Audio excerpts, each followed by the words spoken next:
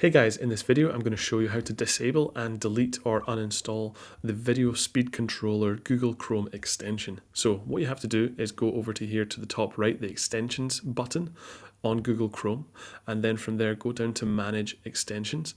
And as you can see, it's going to give you all of your different extensions that are currently installed on your Google Chrome browser on this device at the moment. So from there, you've got a button right here.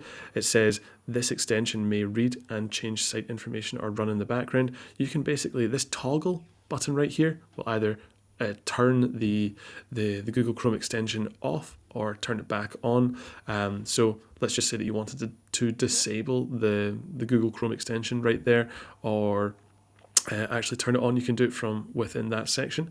But if you actually wanted to remove the Google Chrome extension Video Speed Controller, you could go down here, press remove, and then from there you have to confirm again and either cancel or press the remove button. And by removing, that will get rid of the Video Speed Controller Google Chrome extension on your browser.